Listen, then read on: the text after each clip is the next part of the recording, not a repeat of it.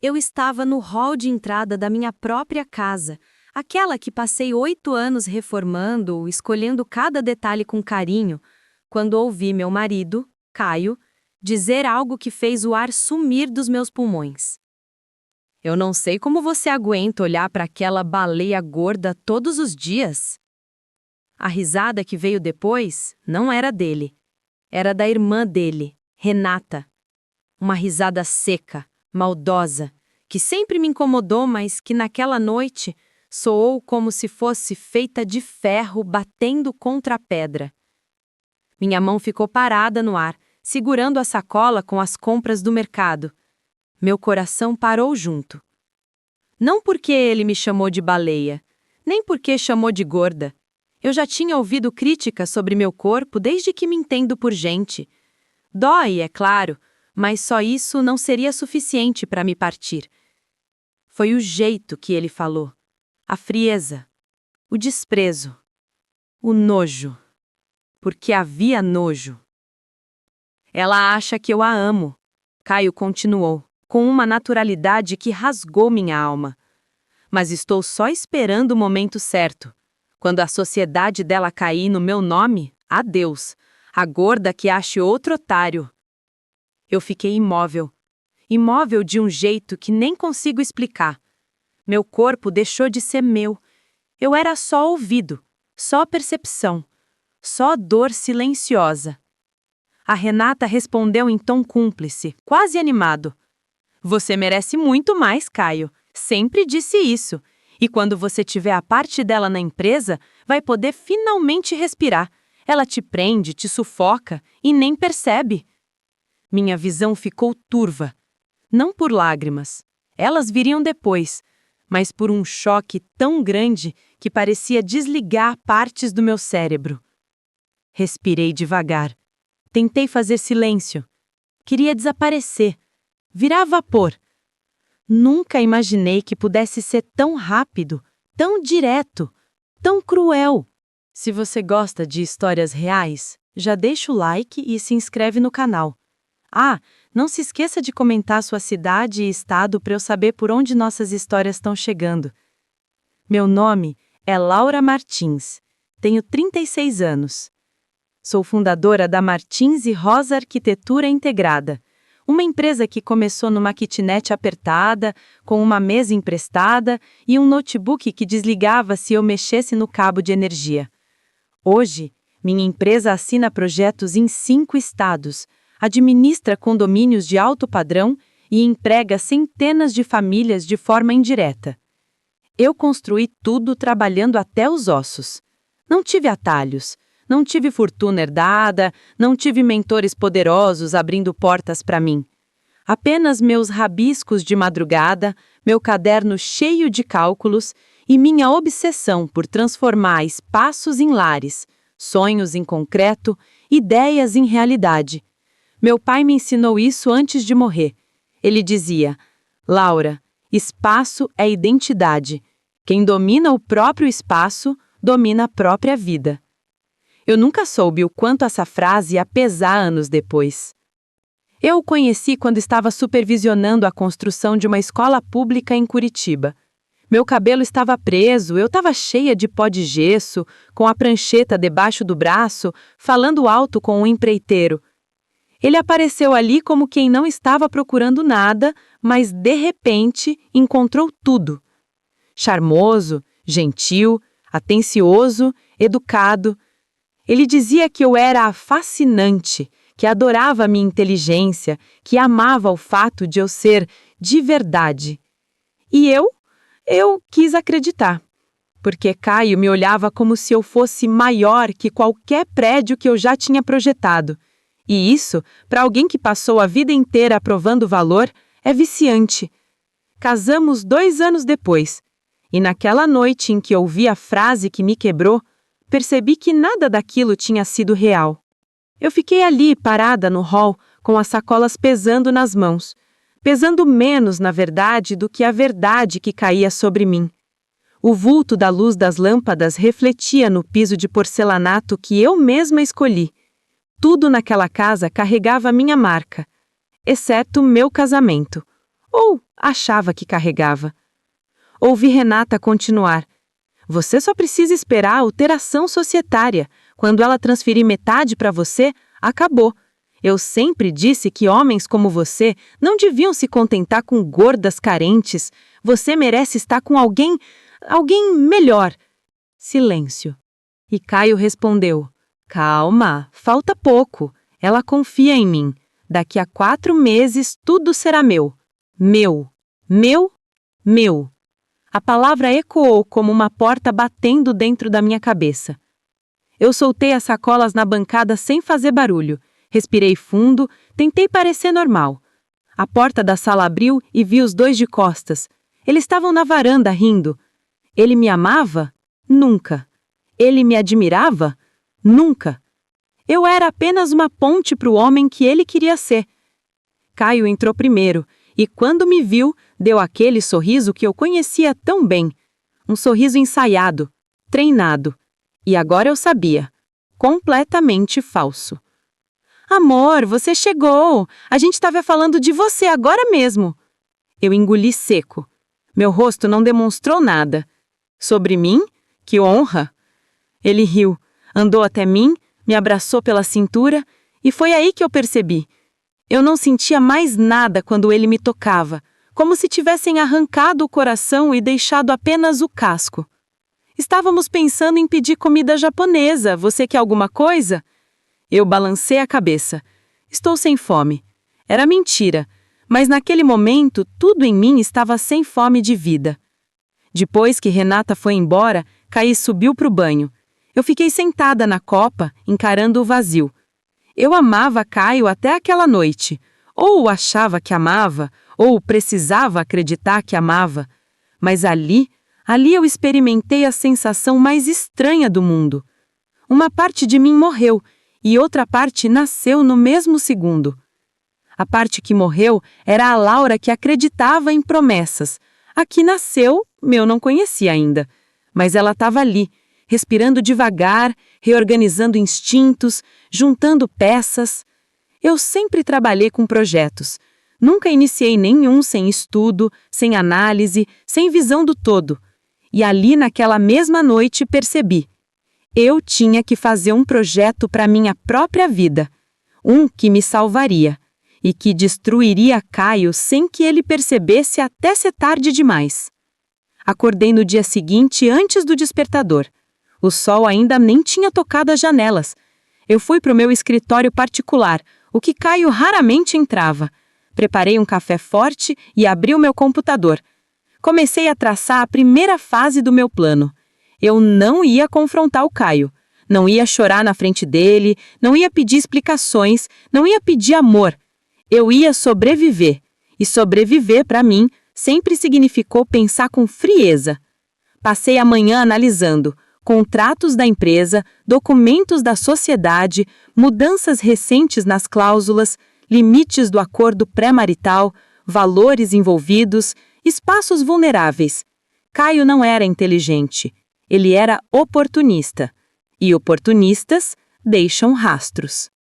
Às 9 ele desceu, espreguiçando-se, bonito como sempre e vazio como nunca. Ele me deu um beijo rápido no topo da cabeça. Bom dia, Laurinha. Eu respondi. Bom dia. Senti um gosto metálico na boca. A partir daquele instante, eu nunca mais seria a mesma pessoa dizendo bom dia para ele. Foi naquela manhã que eu percebi algo crucial. Caio não me traiu apenas com palavras, nem com Renata, nem com outras mulheres. Ele me traiu com a vida inteira dele. Tudo o que compartilhou comigo era uma versão editada, moderada, construída para me agradar. E quando alguém vive tanto tempo fingindo, a máscara acaba colando na pele. Só que agora a máscara dele tinha caído, e eu nunca mais a esqueceria. Peguei o telefone. Liguei para a única pessoa que conhecia minha empresa tão bem quanto eu.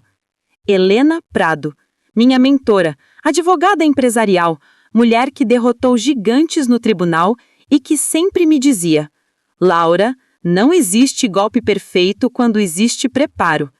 Ela atendeu com a voz sonolenta. Lau, aconteceu alguma coisa? Precisamos conversar, hoje. Ela não perguntou mais nada. Helena nunca foi de desperdiçar palavras. Marcamos um encontro em seu escritório às 14 horas. Quando cheguei lá, ela me olhou por cima dos óculos, aquele olhar que atravessa armaduras. Conte. E eu contei. Tudo. Cada frase, cada detalhe, cada intenção que transbordava daquele diálogo nojento entre Caio e Renata. Ela não reagiu com pena, nem com raiva. Reagiu com um método. Ele planeja assumir metade da empresa? Perguntou. Sim, e parece que a minha transferência societária está marcada para daqui a 4 meses. Ela ficou em silêncio por 5 segundos, o suficiente para eu saber que ia desmontar Caio como quem desmonta brinquedos baratos. Então vamos agir antes. Ela abriu uma pasta, formulários, contratos, estruturas societárias, coisas que eu conhecia, mas nunca tinha analisado sob esse ângulo. Você não vai só impedir Caio de te roubar, ela disse. Vai redirecionar a empresa para um modelo em que ele jamais poderá tocar, mesmo que tente te arrastar para o processo mais sujo possível. Eu respirei fundo. E quanto ao casamento? Helena cruzou as mãos. Seu casamento, Laura, já acabou. Agora é sobre recuperar você. Naquele dia, enquanto Caio achava que eu estava fazendo orçamentos, eu estava iniciando o maior projeto da minha vida, o projeto de me libertar. Quando eu disse vamos agir antes, não estava usando metáforas de escritório. Helena já possuía a estratégia no olhar, aquela mistura de conscienciosidade técnica com frieza necessária para desmontar um assalto. Ao sair do escritório dela, senti o primeiro sopro de algo que não era só alívio, era poder. Poder organizado, calculado, com cronograma. Voltei para casa e fui direto ao meu escritório. Mandei mensagem para André, nosso diretor financeiro, um homem meticuloso, de fala mansa, que conhecia cada linha das planilhas da Martins e Rosa como se fosse a partitura de uma sinfonia. Não dei detalhes pelo celular. Combinei. Vem aqui, agora, tem prioridade máxima. Enquanto esperava, abri meus arquivos pessoais e comecei a remover do acesso rotas de entrada desnecessárias. Troquei senhas, reconfigurei autenticações de 2 fatores, mudei e-mails de recuperação. Pequenos atos que, somados, criavam barreiras. Não eram espetaculares, não eram melodramáticos, eram letais na sua simplicidade. André chegou com uma pasta de papel na mão, o olhar curto. Entrou, sentou e, sem cerimônia, perguntou: "O que você precisa que eu proteja primeiro?" "Tudo", respondi, "mas em especial, controle acionário, contratos com empreiteiras e a conta que processa os pagamentos de adiantamento de vendas." Ele assentiu como quem passa a mão numa planta e sente onde dói. Abrimos os livros, pilhas de contratos, movimentações bancárias, recibos digitalizados.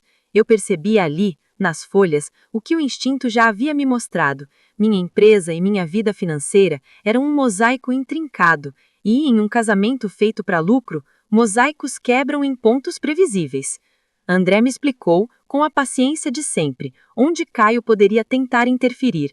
A cláusula que permitia a ele requisitar participação acionária em caso de contribuição futura, uma redação vaga que podia se tornar arma.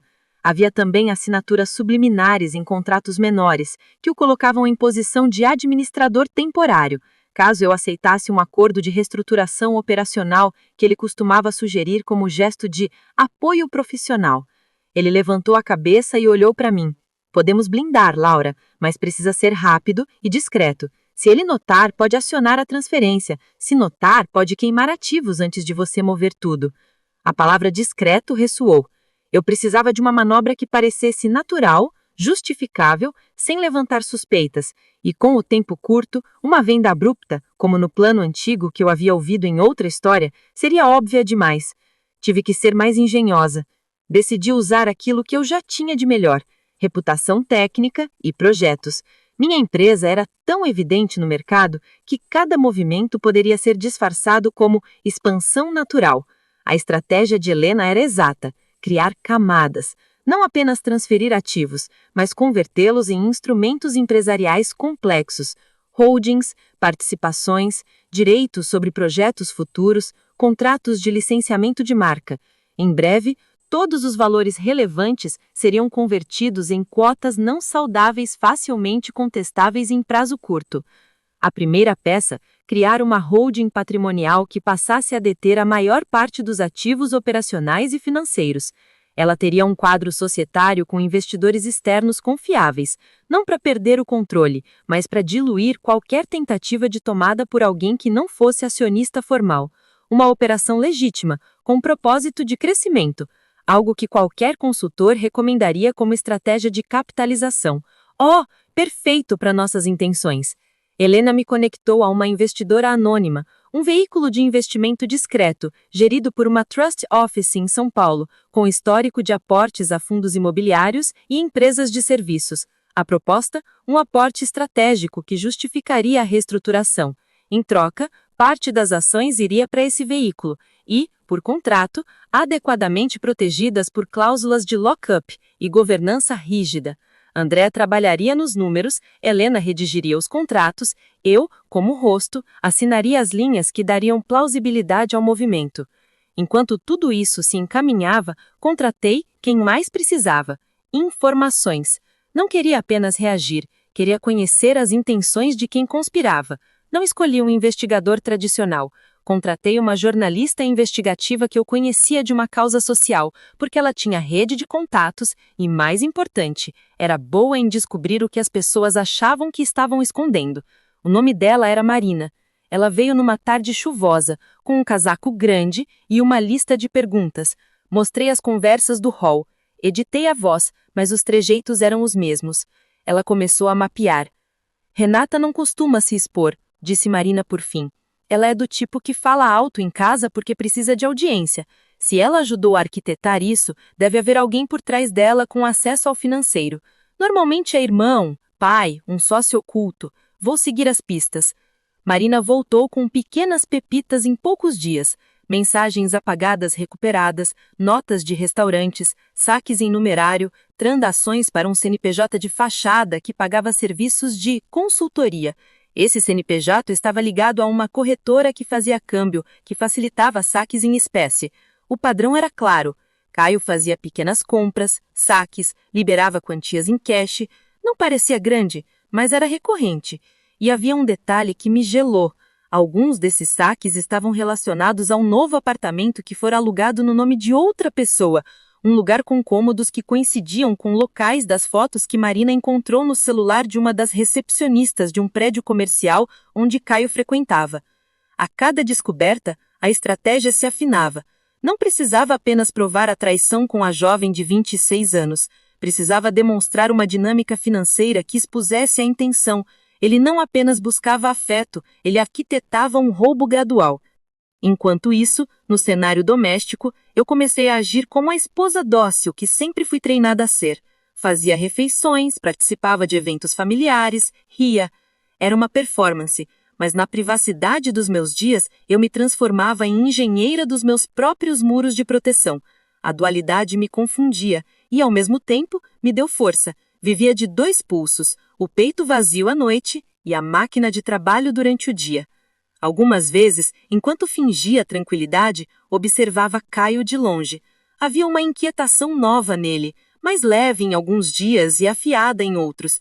Ele começou a fazer perguntas mais diretas sobre concessões, parcerias e sobre a possibilidade de me envolver mais nos projetos. Era curioso como o mesmo homem que desdenhava da minha aparência assumia interesse de repente por ideias que pudessem render acesso. Quase sempre, quando um oportunista percebe que o prêmio pode ser tirado e, por bem maior do que imaginava, tenta trocar de tática. Numa tarde, trouxe uma proposta. Queria assumir uma posição consultiva na área de projetos, algo pequeno, sem salário, para fingirmos um casamento que funciona, disse com falsa leveza. Por dentro, sorri. Por fora, concordei. Claro, se fizer sentido para nossos processos, foi tudo que disse. Cada vez que ele tentava se aproximar do operacional, eu deixava que suas ações fossem documentadas, pediria relatórios, e-mails formais, assinaturas digitais. Se ele queria fazer papel de sócio, teria que produzir papelaria de sócio, e documentação cria rastros. As semanas passaram num ritmo acelerado. A holding foi criada, Assinamos termos preliminares com o veículo de investimento. André implementou estruturas de governança que incluíam 2 camadas de aprovação para transferências de ativos significativas, contratos de trabalho e consultoria foram revistas, contas foram segregadas. Mas a operação mais satisfatória foi outra. Decidi usar a minha própria vulnerabilidade como isca. Sabendo da vaidade de Caio, simulei uma fraqueza que o tentaria. Fiz com que alguns documentos de uma suposta reestruturação menor, uma carta de intenção para ceder parte das cotas operacionais por conveniência operacional, passassem brevemente por um sistema de compartilhamento, que ele poderia acessar se conseguisse os privilégios que pedia. A carta era deliberadamente mal redigida, com lacunas e termos que só funcionavam se formalizados no contrato. Em resumo, era uma armadilha jurídica. Não era bonito, eu sei. Mas justiça raramente é bonita. Além disso, comecei a prestar atenção às mínimas expressões de arrependimento que apareciam, como se fosse procurar rachaduras na armadura dele. Em algumas noites, ouvi-o ao telefone pedindo pequenos favores a terceiros, pedindo que ajustassem detalhes aqui e ali. Anotei tudo. A tensão atingiu um pico num sábado cinzento. Marina me ligou. "Siga o carro dele hoje", foi a frase curta. Era arriscado, mas também era a oportunidade de ver a peça que faltava, com quem ele realmente se encontrava, onde gastava dinheiro. Marina descreveu um roteiro, saídas ao centro, visitas a um prédio comercial e, por fim, uma cafeteria onde ele sempre se encontrava com um corretor que fazia operações estranhas. Coloquei um casaco e peguei o carro. Não apareci de cara. Fiquei distante, ouvindo o som do motor e, ao mesmo tempo, imaginando o próximo tabuleiro. Vi-o sair do estacionamento às 14 horas. Ele não sabia que... E acelerou. Eu segui, mantendo distância, contornando, sem provocar. A cada sinal vermelho, meu estômago apertava. Era curioso como a coragem, quando alimentada por fúria organizada, se transforma em serenidade.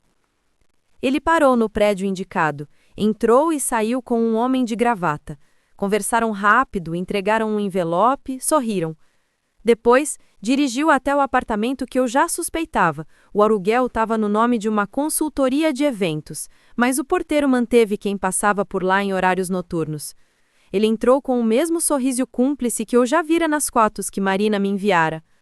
Quase sem pensar, acionei Helena. "Temos o suficiente", falei. "Agora precisamos transformar isso em um conjunto de provas que suporte uma ação preventiva." Ela concordou. E naquele momento senti um arrepio que não era medo, era a sensação de estar finalmente dominando o próprio terreno. Na noite seguinte, sentei na sala de visitas e examinei tudo o que havia sido coletado: transações, mensagens, fotos, recibos, contratos. Era um atlas da traição, não só afetiva, mas absolutamente financeira. Caio não planejava apenas partir com metade. Ele buscava criar cordas com credores, com agentes de crédito informal, com imóveis escondidos, com personagens secundários que, somados, formavam um mecanismo de alavancagem. Quando o telefone tocou, era ele. A voz, propositalmente tranquila, perguntou se eu toparia jantar com a família no domingo. Havia um falso tom de normalidade que me dava náuseas. "Claro", disse, "vamos." Desliguei. E por um instante, olhando para minha própria mão segurando o copo, percebi que algo havia mudado para sempre dentro de mim. Eu não queria mais ser pequena, nem na casa, nem na vida, nem nas histórias que me contavam. Fechei os olhos e, pela primeira vez em semanas, dormi sem que o peito me apertasse. Era o sono de quem constrói. Na manhã seguinte, acordei com uma mensagem de Marina. "Temos algo novo. Venha ao café. 11 horas. Quando cheguei, ela estava com uma pasta fechada. Abriu e mostrou contratos microfiltrados. Ninguém imaginaria que em documentos sem rastro iriam figurar garantias falsas com a minha assinatura digital forjada. Alguém havia tentado criar uma trilha para que um empréstimo fosse justificado com garantias sobre ativos da Martins e Rosa. O detalhe mais cruel era o profissionalismo. Quem quer que falsificou sabia o suficiente do meu mundo para imitar minha assinatura e o timbre dos meus documentos. "Isso é uma denúncia criminal", disse Helena, que já estava ao meu lado, E mais que isso, é a prova de que alguém prepara o terreno para te empurrar para fora e justificar a entrada dele como salvador. O que restava agora era o passo que eu ainda não tinha dado: transformar tudo aquilo em um movimento público ilegal que desestabilizasse qualquer tentativa de tomada. Era hora de preparar o campo para quando eu me movesse, e também de colocar sutilmente um espelho na frente de Caio, fazê-lo enfrentar a consequência das suas próprias palavras.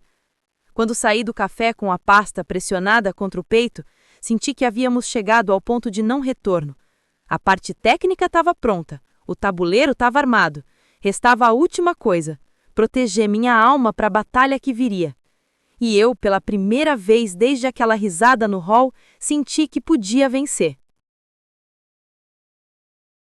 Há algo estranho que acontece quando você começa a enxergar a verdade pela primeira vez.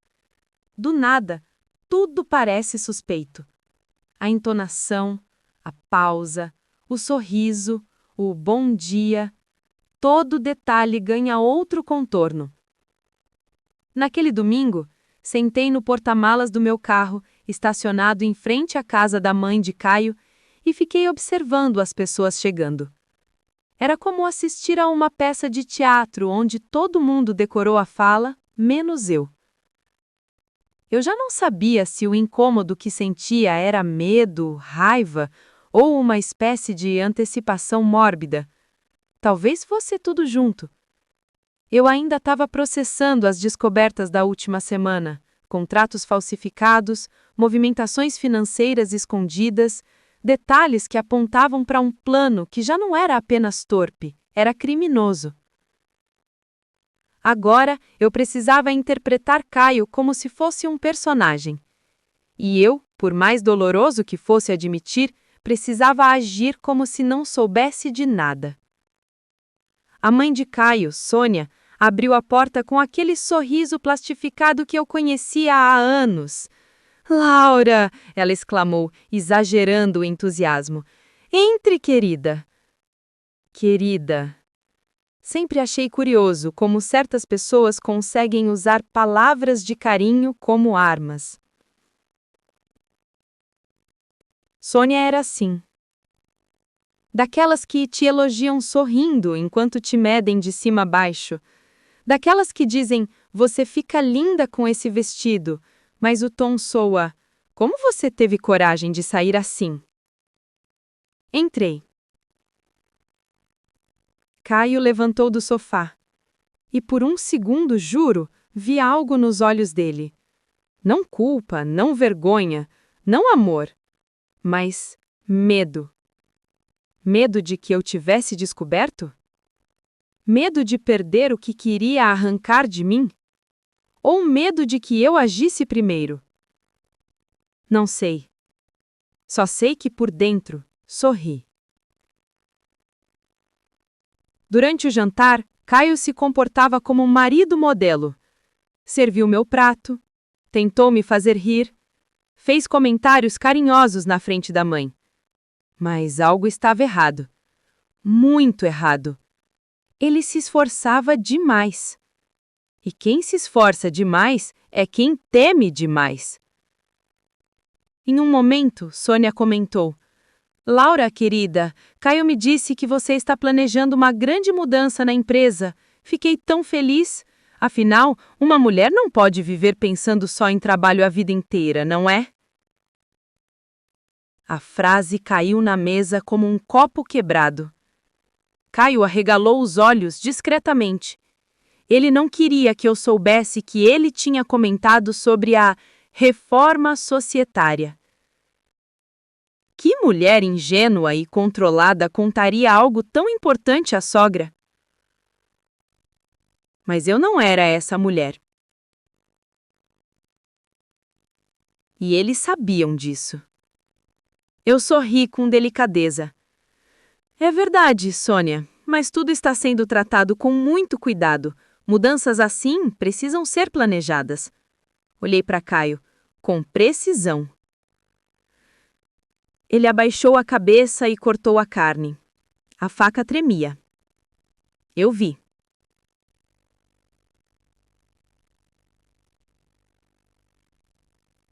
3 dias depois, Helena e André estavam no meu escritório para formalizar o bloco central do plano.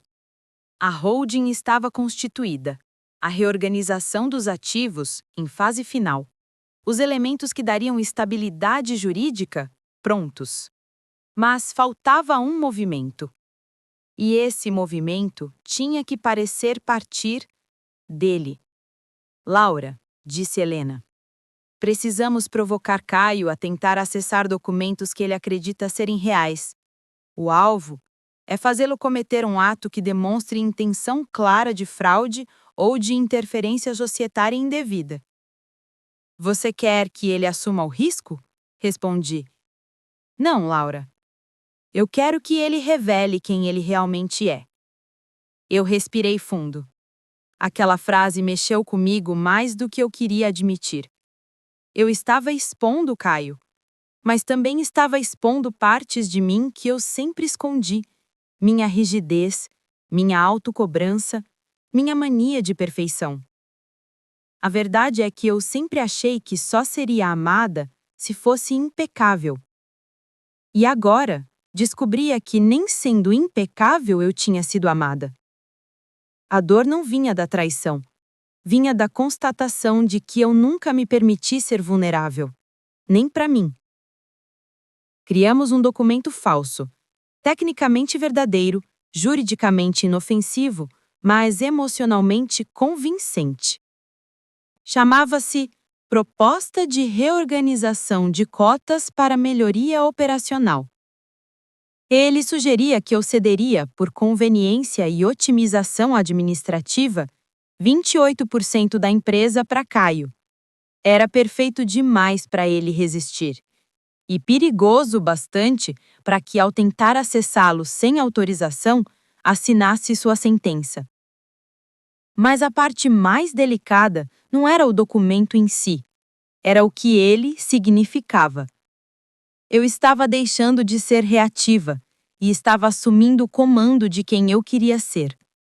Era a primeira vez em anos que eu não estava apenas administrando crises. Eu estava criando direção. Eu estava construindo uma versão de mim que eu não conhecia, mas que secretamente sempre me chamou. Posicionamos o arquivo de forma estratégica, visível o suficiente para parecer descuido, escondido o suficiente para parecer privilégio, protegido o suficiente para denunciar qualquer tentativa de acesso. Era uma armadilha elegante, não para destruí-lo, mas para revelar a verdade. E eu, como arquiteta, sempre soube. Nenhum edifício desaba apenas pelo impacto. Ele desaba quando as estruturas internas já estão comprometidas. Quinta-feira, 18h47. Eu estava revisando contratos quando meu computador fez um som específico, o alerta que André havia configurado. Acesso não autorizado detectado. Meu coração parou. Por um segundo não consegui respirar. Cliquei no painel. O registro estava lá. Caio Albuquerque, tentativa de abertura de documento restrito. E mais, exportação de arquivo via pendrive. E mais, tentativa de envio por e-mail para endereço externo. A garganta secou. Ele tinha caído, inteiro, com os 2 pés. Mas a sensação não foi de vitória. Foi de luto. Porque naquele instante eu soube. Não havia mais volta, nem perdão, nem justificativa. Meu casamento havia acabado antes mesmo de eu admitir isso. Helena analisou o arquivo. Temos tudo, disse com voz calma. Ele cometeu acesso indevido, violação de confidencialidade e tentativa de transferência em documento estratégico. A partir de agora, juridicamente, Caio se coloca como risco interno e se torna impossibilitado de reivindicar qualquer cota. Eu fechei os olhos. Devia ter sentido alegria, alívio, triunfo. Mas o que eu senti foi um vazio tão profundo que parecia ecoar. O tipo de vazio que só existe quando você percebe que a pessoa que você amou nunca existiu. Cheguei em casa tarde. Caio estava na sala, andando de um lado para o outro, como se estivesse esperando por algo que não sabia nomear. Quando me viu, tentou sorrir, mas não conseguiu. Ele percebeu que havia algo diferente em mim. Eu não falei nada. Só o encarei. Foi a primeira vez em anos que ele desviou o olhar primeiro. E naquele instante, senti que a Laura antiga, a Laura que pedia pouco, aceitava muito e se diminuía para caber, estava morrendo de vez. Enquanto eu observava Caio daquela maneira fria e transparente, uma pergunta estranha passou pela minha mente. Como eu cheguei até aqui? Eu não era ingênua, eu não era frágil, eu não era manipulável. Eu era uma mulher que construiu um império, com 2 mãos e um sonho. Como então deixei que alguém como Caio ocupasse um espaço tão íntimo? Essa pergunta abriu uma fissura dentro de mim, uma que eu não sabia que existia. E eu senti pela primeira vez que a reviravolta dessa história não seria apenas derrotar Caio. A verdadeira reviravolta seria descobrir algo sobre mim. Algo que eu enterrara tão fundo que nem imaginava que estava lá. E essa revelação, eu ainda não sabia, mudaria tudo. Eu sempre achei que a destruição de um plano maligno traria alívio imediato, como se um botão fosse apertado e no instante seguinte tudo voltasse ao eixo. Mas quando Caio finalmente começou a cair, o que se abriu dentro de mim não foi alívio. Foi silêncio. Um silêncio tão fundo que parecia me convidar a enxergar mais do que eu estava pronta. Mas eu continuaria mesmo assim, porque uma história não acaba quando o vilão perde. Uma história acaba quando a protagonista entende por que entrou nela. E eu ainda não sabia por que havia permitido que Caio entrasse na minha vida de um jeito tão profundo. Eu só sabia que naquele momento era hora de agir. Firme, objetiva e letal, emocionalmente e juridicamente. Acordei cedo. Recebi uma mensagem de André. Ele tentou abrir o arquivo de novo hoje à noite.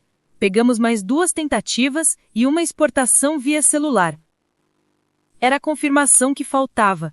Não foi um acesso impulsivo, foi premeditado, persistente, insistente.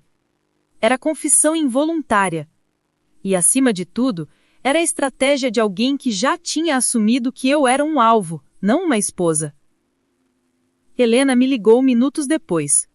Hoje protocolaremos as primeiras notificações de segurança interna, Laura. Isso não é um processo de divórcio, é uma blindagem corporativa. Eu ouvi a frase, mas o impacto dela só veio depois. Eu estava ressignificando o meu casamento como um incidente empresarial. E isso doeu. Porque, enquanto na superfície eu me movia como diretora executiva, por dentro, eu ainda era a mulher que um dia acreditou em nós. Mas agora, esse nós era apenas eu. Eu estava imprimindo uns documentos quando Caio apareceu na soleira da porta. Ele não bateu. Ele nunca batia. Mas aquela manhã era diferente. O rosto dele estava tenso, a respiração curta, os ombros rígidos. Ele parecia um homem que pressentiu o terremoto, mas ainda não sabia onde o chão ia abrir. Laura, a gente pode conversar? Perguntou. Eu encarei, sem piscar. Sobre o quê? Ele hesitou. Sobre nós. Aquilo quase me fez rir. Agora ele queria falar sobre nós? Depois de meses de mentira? Depois de planejar me roubar? Depois de chamar o corpo que me sustentou em noites de cansaço extremo, de baleia gorda, para fazer graça para a irmã? Mas eu não ri. Eu só disse, Caio, eu tenho uma reunião. Se for urgente, seja direto. Ele engoliu seco. Havia algo nos olhos dele que eu não reconhecia. Não culpa, não afeto, não arrependimento. Mas medo, real. Falou, escolhendo as palavras.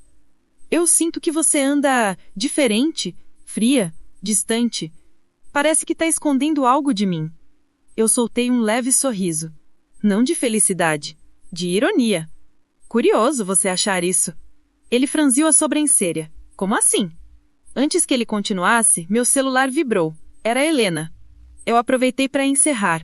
Realmente preciso atender. Podemos falar depois.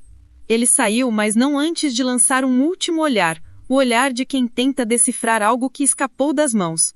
Pela primeira vez, ele não sabia quem eu era, e isso me deu uma inesperada sensação de poder. Às 11 da manhã, Helena registrou a notificação interna. Detecção de acesso indevido a documento estratégico, em investigação. No mesmo minuto, o departamento de compliance fez o que tinha de fazer. Bloqueou o acesso de Caio aos servidores. Desativou qualquer permissão administrativa dele. Enviou um alerta formal para mim como diretora. E, claro, enviou uma cópia para ele. Eu estava na sala de reuniões quando recebi uma mensagem curta. Caio, o que é isso? Por que bloquearam meu acesso? O que está acontecendo? Meu coração acelerou. Mas não de medo, de libertação. A casa de cartas que ele construiu começava a ruir, mas eu ainda não sabia que, junto com ela, outra coisa estava ruindo dentro de mim. Algo mais profundo, algo que me assustava mais do que a queda dele. À noite fui à casa de Sônia, como se nada tivesse acontecido. Eu precisava ser vista, precisava ser previsível, antes de ser definitiva. Quando entrei, os três estavam na sala. Caio, pálido, Sônia, inquieta, e Renata, com o mesmo sorriso venenoso de sempre. Mas quando me viram, algo mudou. Renata me olhou como quem tenta avaliar até onde um inimigo já avançou.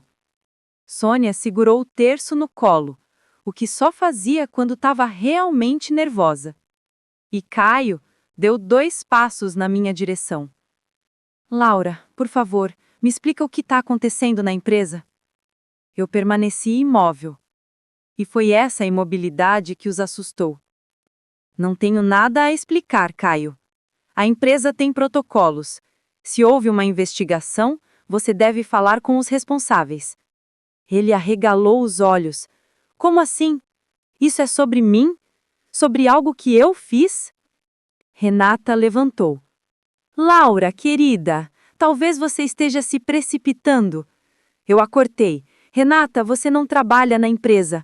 Não existe você na equação. Ela palideceu. E Caio finalmente percebeu. Percebeu que eu tinha algo, que eu sabia algo, que eu havia visto algo. E a máscara dele derreteu diante de mim. Você não tem o direito de fazer isso, gritou, perdendo a compostura. É minha vida, é meu futuro. Eu me aproximei devagar. E quando cheguei a menos de 1 metro dele, falei. Você deveria ter pensado no seu futuro antes de tentar destruir o meu. Silêncio.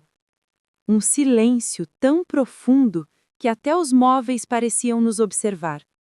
No dia seguinte, Caio tentaria me ligar 12 vezes, mandar 27 mensagens, pedir socorro para 2 amigos e visitar o prédio da empresa, do onde foi barrado.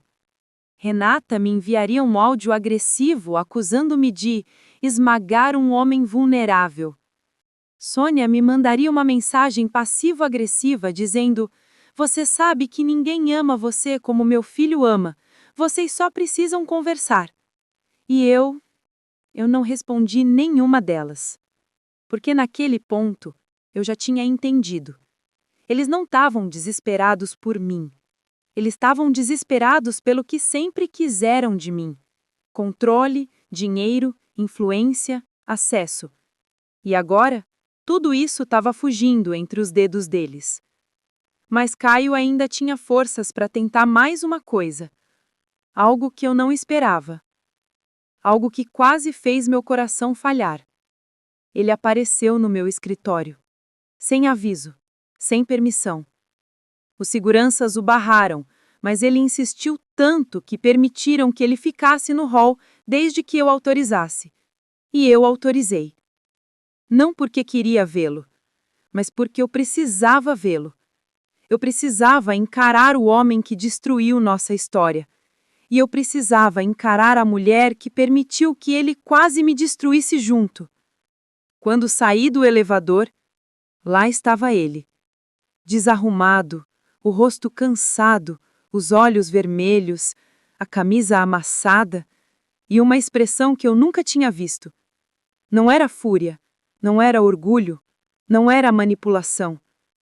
Era algo mais humano, mais quebrado. Era medo. Mas não medo de perder dinheiro. Medo real de me perder. Ele deu um passo na minha direção. Laura, eu me desculpa. Me desculpa, por favor. Eu não queria. Eu não pensei que. Aquilo me atingiu mais do que eu gostaria. Porque a dor nos olhos dele parecia verdadeira. E eu, por um segundo, vi o Caio que eu acreditava existir. Mas só por um segundo. Porque logo em seguida algo nele mudou. Ele tentou pegar minha mão. E eu recuei. Aquele movimento tão simples foi como um choque elétrico. Eu percebi naquele instante algo devastador. Eu não tinha medo de Caio. Eu tinha medo de mim. Medo de que, no fundo, eu tivesse aceitado migalhas emocionais a vida inteira. Medo de que minha incapacidade de sair de relacionamentos tóxicos não fosse sobre eles, fosse sobre mim. E esse medo, essa percepção, era só o início da verdadeira reviravolta que estava por vir. Porque Caio não foi o meu maior inimigo. Eu começava a perceber que o maior inimigo sempre tinha sido outro. E esse inimigo tinha o meu nome. Caio estava na minha frente, de pé, desmoronado. Os olhos dele eram 2 poços fundos de medo e desespero.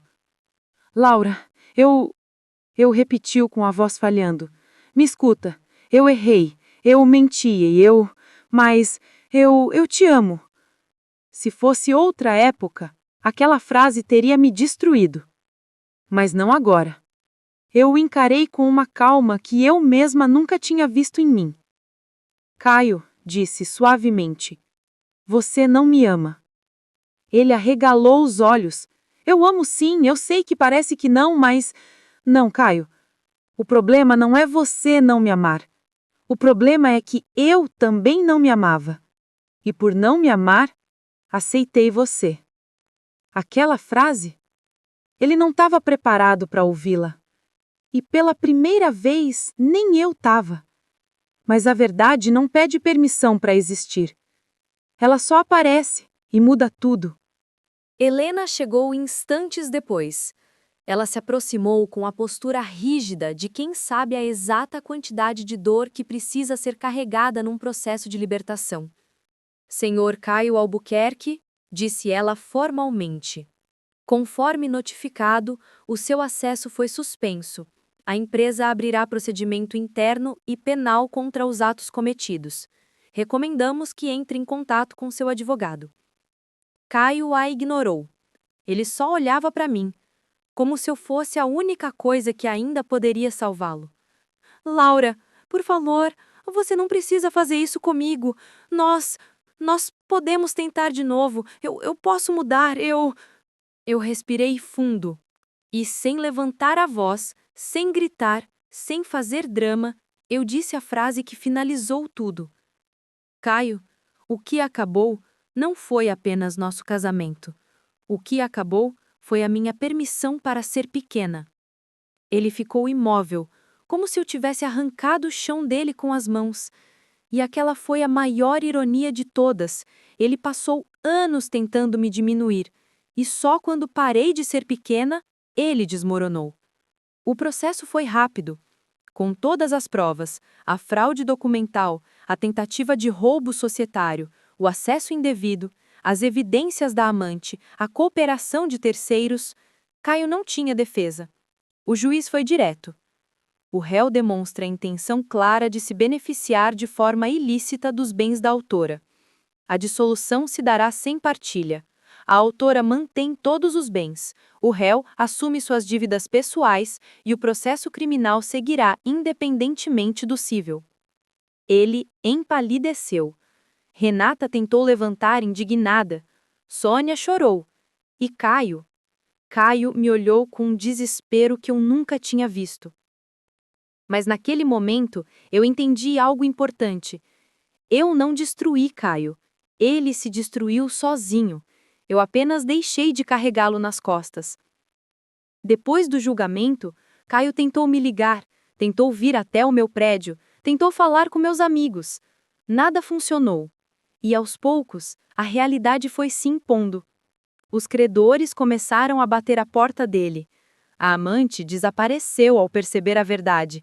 A família se afastou, envergonhada. Ele perdeu o emprego. Perdeu o padrão de vida que só existiu por minha causa. Perdeu o status que fingia ter. E assim como acontece com homens que constroem castelos de vento, quando o vento muda, eles não têm para onde correr. Caio não caiu. Ele afundou. Foi sobre mim. Depois de tudo finalizado, contratos, processos, bloqueios e reestruturações, eu deveria estar feliz, deveria estar celebrando, deveria estar comemorando minha vitória. Mas não estava. Algo me incomodava. Uma sensação insistente. Um incômodo que eu tentava empurrar para longe. Até que um dia, na terapia, minha psicóloga fez uma pergunta simples. Laura, por que você escolheu Caio? Eu abri a boca para responder, mas nada saiu. Porque naquele instante, como um raio silencioso, a resposta atravessou o meu peito.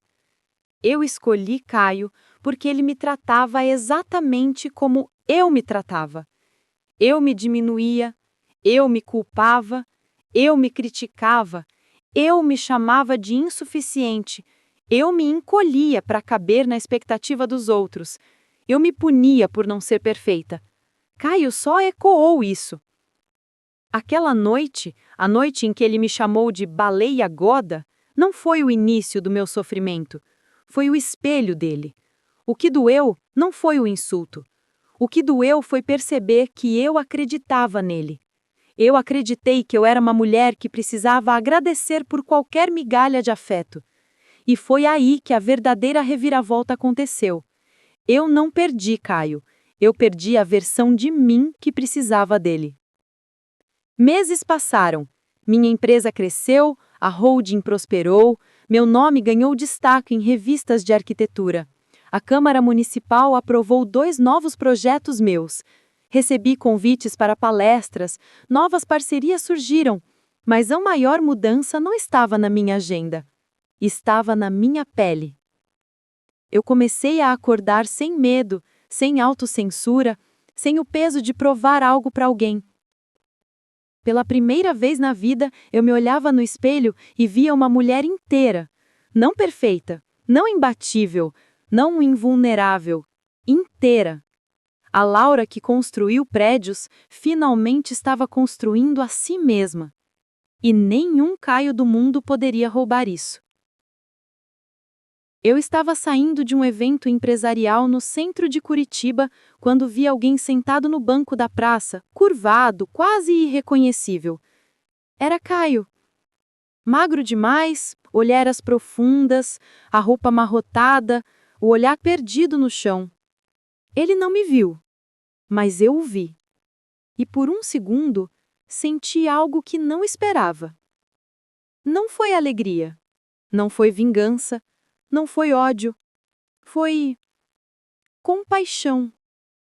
Porque eu entendi ali, naquele instante dourado do fim de tarde, a reviravolta completa. Caio nunca foi meu inimigo. Ele foi o sintoma. O inimigo sempre foi a parte de mim que aceitava migalhas em vez de amor. E o que quer que Caio tenha perdido, eu encontrei algo muito maior. Eu me encontrei. Virei as costas e fui embora. Não por desprezo, mas porque a minha história, finalmente, deixara de ser sobre ele. Era, e sempre deveria ter sido, sobre mim. Hoje, quando conto essa história, não é para provar nada, não é para inspirar vingança, não é para dramatizar a queda de alguém. É para mostrar uma verdade que demorou anos para eu entender. A maior reviravolta da vida não acontece quando alguém cai. Acontece quando você levanta. E eu levantei. Não para me vingar, não para me justificar, não para impressionar. Eu levantei para mim. E isso, só isso, vale mais do que qualquer justiça que Caio possa ter enfrentado. Eu sou Laura. E finalmente, sou inteira. O que você achou desse final? Comente aí embaixo, prometo ler. Se você gosta de histórias como essa, deixe o like e se inscreva no canal. Tem muitas histórias surreais toda semana.